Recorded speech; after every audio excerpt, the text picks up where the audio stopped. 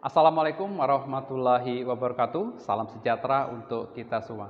Mahasiswa dari Universitas Pamulang, ketemu lagi dengan Pak Herdi untuk mata kuliah kita, Kriminologi dan Kenakalan Remaja. Ada 3 SKS. Selamat datang di pertemuan pertama kita, mata kuliah Kriminologi dan Kenakalan Remaja. Saat ini kita akan memahami pada pertemuan pertama, yaitu mengenai kriminologi dalam persepsi pendidikan dan persepsi hukum pada mata kuliah kita ini. Mahasiswa yang mengikuti mata kuliah ini, pada pertemuan pertama tentang kriminologi, kita akan membahas apa itu kriminologi, bagaimana kriminologi itu dapat dikatakan ada hubungannya dengan pendidikan, dan kenapa pada dunia pendidikan harus mengetahui salah satunya mata kuliah kriminologi yang ada di kita.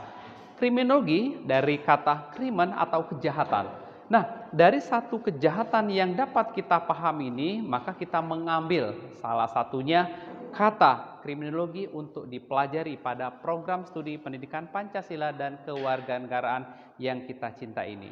Yang kedua, logos. Logos seluruh pengetahuan, ya, ilmu pengetahuan.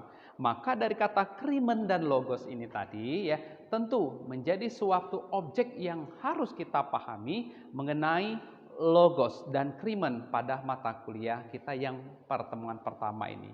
Maka teman-teman, kriminologi dan ilmu pengetahuan tentang kejahatan. Nah, menurut Bonger, ya, kriminologi adalah ilmu pengetahuan yang bertujuan menyelidiki gejala kejahatan seluas-luasnya. Maka dapat kita ambil atau kita artikan menurut Bonger ini, ya, kriminologi itu luas. Kenapa dikatakan luas dalam hal ini? Memang untuk mengetahui seluruh seluk-beluk dan tujuan dari ilmu kriminologi itu.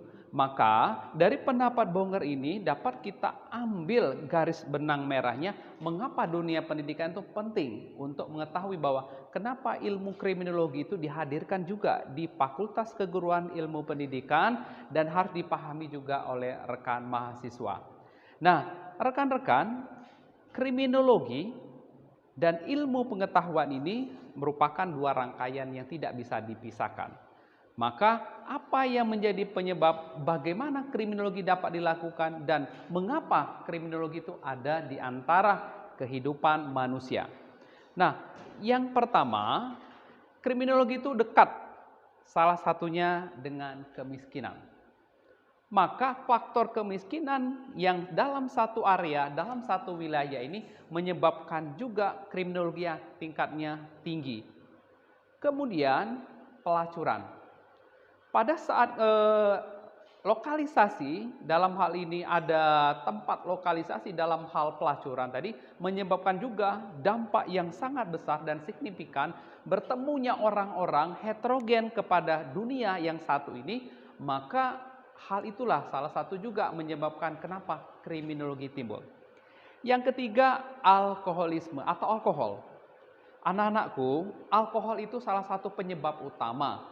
Salah satu juga yang dikategorikan kenapa kriminologi itu bisa menjadi hal yang sangat signifikan dalam hal adanya kriminologi di dalam mata kuliah kita ini. Maka alkohol, kemiskinan, pelacuran yang menyebabkan sebab akibat dari terjadinya kriminologi. Yang keempat yaitu pecandu narkoba. Anak-anakku, pecandu narkoba itu semuanya bisa kena. Orang tua, anak-anak, apakah dia berpendidikan atau tidak. Maka sudah lengkap, ya. 4 komponen ini saja menyebabkan tingkat kriminologi itu menjadi tinggi, ya. Kemiskinan salah satu penyebab, pelacuran salah satu penyebab, ya. Alkohol ditambah dengan alkohol serta pecandu narkoba. Anak-anakku, Anda harus paham bahwa narkoba itu salah satu hal yang sangat, ya, perlu diperhatikan oleh anak-anak dalam mata kuliah kriminologi ini. Kenapa? Karena pecandu narkoba rata-rata ada di usia belia, bahkan mulai dengan SD, SMP, SMA, dan perguruan tinggi.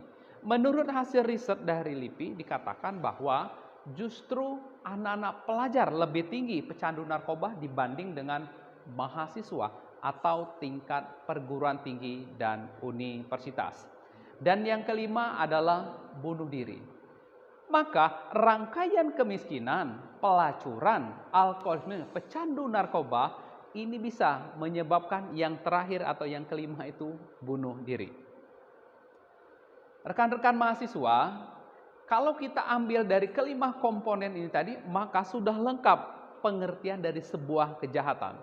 Ya, secara yuridis kita memahami bahwa kejahatan dirumuskan dalam peraturan undang-undang sebagai tindak pidana.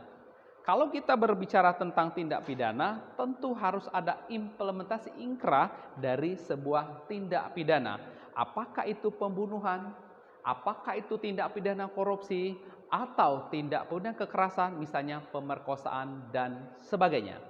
Maka di sini kita memahami tadi yang awal, kriminologi, ilmu pengetahuan dihubungkan secara lebih general. Kriminologi itu dalam artian setiap perbuatan yang bertentangan dengan kesusilaan. Bagaimana hal itu dapat terjadi? Moral masyarakat. Bagaimana hal itu dapat dikatakan moral? Apabila moral masyarakat itu sudah tidak diindahkan kembali. Lalu yang berikutnya, misal tadi Bapak contohkan ada 5 item itu penyebab kriminologi dalam masyarakat. Misal lokalisasi.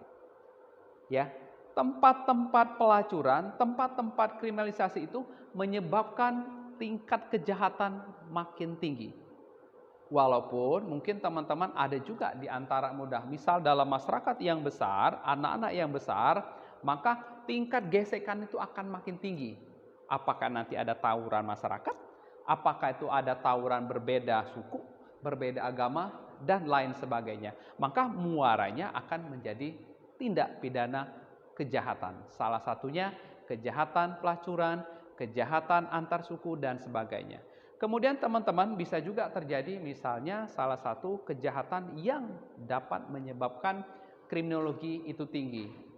Nah, dengan adanya anak-anak muda, dengan adanya banyak perkumpulan, dengan adanya masyarakat yang di sekeliling mengadakan pertemuan dalam satu area, lokalisasi dan wilayah, misalnya adanya seks bebas. Seks bebas ini kan menyebabkan akibat belum siapnya seorang wanita untuk menjadi ibu. Belum siapnya seorang laki-laki diciptakan untuk menjadi bapak. Mungkin secara sosiologi, mungkin secara biologis mereka sudah siap untuk menjadi seorang bapak. Tapi tidak memungkinkan mereka juga untuk memenuhi secara ekonomi. Mentalitas yang rusak, jiwa yang bermasalah, serta stres yang tinggi menyebabkan masa-masa baby blue pada orang tua. Sehingga terjadilah yang namanya aborsi. Aborsi salah satu tindak kejahatan. Kenapa? Membunuh dengan sengaja. Baik itu yang masih dalam kandungan ataupun nanti pada saat dia setelah lahir. Dengan catatan ada tindak, apakah nanti menggunakan obat yang cara aborsinya ataukah dengan dokter dan sebagainya. Walaupun aborsi itu dibolehkan tapi harus ada catatan khusus dari pihak kesehatan bagaimana aborsi itu dilakukan secara legalitas ilmu pengetahuan kedokteran. Nah, Edwin Sutherland juga banyak berpendapat tentang kriminologi ini. Maka Edwin Sutherland mengatakan bahwa kriminologi adalah seperangkat pengetahuan katanya yang memandang kejahatan sebagai fenomena sosial. Anak-anakku, mahasiswa, kita, masyarakat, dan seluruh mahasiswa adalah makhluk sosial. Dalam ilmu yang lain saya mengatakan pada Anda bahwa manusia itu makhluk sosial. Tidak ada manusia itu yang tidak mungkin tidak berkumpul kepada makhluk sosial lainnya. Maka adanya fenomena makhluk sosial tadi menyebabkan adanya ilmu. Makanya Edwin Sutherland mengatakan seperangkat katanya. Nah, kalau sudah dikatakan seperangkat, maka perlu pengetahuan itu digali dan dapat dianalisis serta dipelajari oleh orang-orang yang akan mempelajari tentang kriminologi. Nah, apa menurut Edwin Sutherland yang dapat dikatakan itu dalam ilmu kriminologi, yaitu meliputi proses pembuatan undang-undang, ya. Proses pembuatan undang kan sangat panjang. Teman-teman dalam mata kuliah yang berbeda atau dalam materi HTNRI dan sebagainya, Anda sudah memahami bahwa pembentukan proses perundang-undangan itu sangat besar. Kemudian pelanggaran undang-undang, reaksi masyarakat terhadap pelanggaran undang-undang. Baik teman-teman semua, seluruh mahasiswa, pada pertemuan pertama kita sudah membahas apa itu kriminologi, bagaimana dari ahli tentang kriminologi, penyebab dari sebuah kriminologi, dan hubungan antara kriminologi dan ilmu pengetahuan. Sampai ketemu kita pada pertemuan yang kedua akan membahas perpanjangan pada ahli tentang ilmu-ilmu kriminologi dalam mata kuliah kita, kriminologi dan kenakalan remaja. Sekian untuk pertemuan kita yang pertama.